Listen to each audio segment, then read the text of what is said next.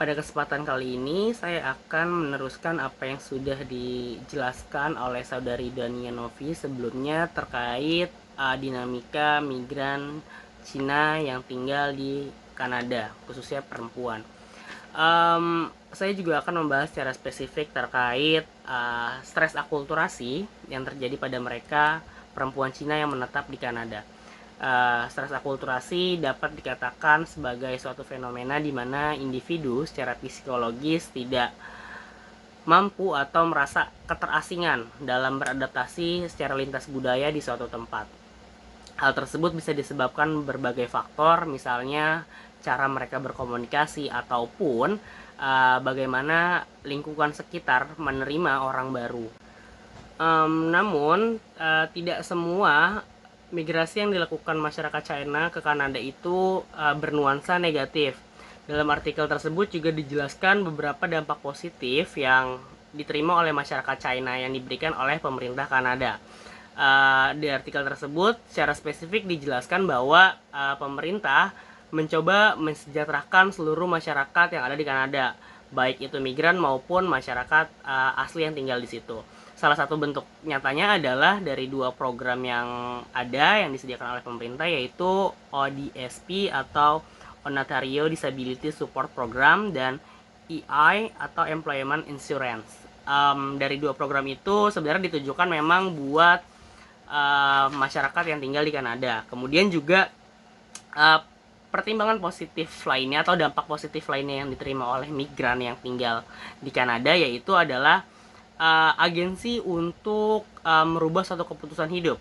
Di sini konteksnya ketika migran dari China datang ke Kanada itu memiliki kecenderungan untuk merubah nilai-nilai yang mereka punya sebelumnya, seperti nilai-nilai ideologi yang mungkin cenderung lebih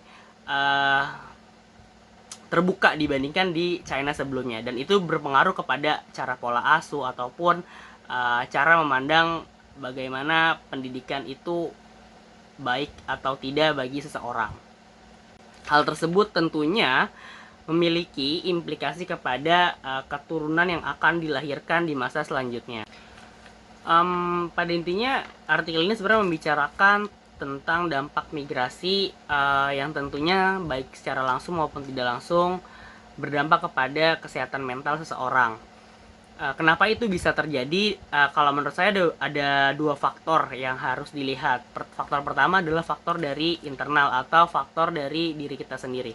Kalau dari artikel itu kita melihat bahwa masyarakat China yang migrasi ke Kanada itu cenderung memang belum terlalu siap, dalam artian mereka belum bisa berakulturasi secara budaya kepada masyarakat setempat.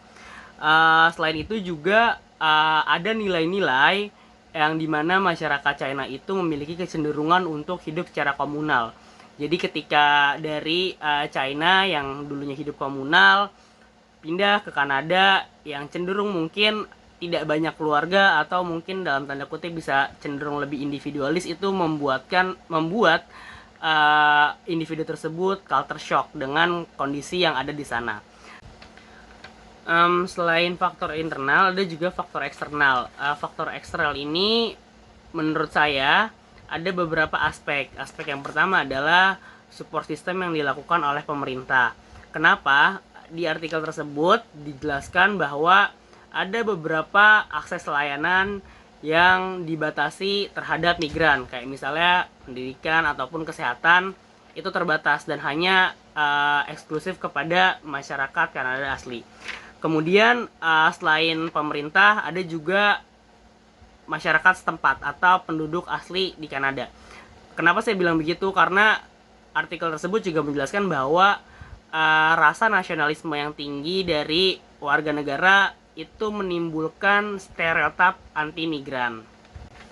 Hal tersebut tentunya mempengaruhi kepada individu dikarenakan bisa menurunkan efikasi diri sehingga berpotensi atau beresiko stres yang lebih tinggi. Kemudian pada artikel ini dijelaskan juga sebenarnya solusi apa sih yang tepat untuk menangani migran yang datang. Ada beberapa cara yang ditawarkan oleh penulis di sini. Yang pertama adalah menekankan aspek kepada kesejahteraan sosial. Dalam artian, semua akses diberikan kepada migran. Tidak ada yang dibatasi, dia migran atau non-migran. Jadi, semua disamaratakan sebagai warga negara. Kemudian, diberikan pelatihan kerja. Diberikan pelatihan bagaimana migran itu dapat beradaptasi dengan cara kerja atau budaya kerja di negara tersebut. Selain itu juga diberikan policy atau suatu kebijakan khusus yang memang menekankan bahwa adanya akulturasi budaya dan adanya sikap menerima kepada migran.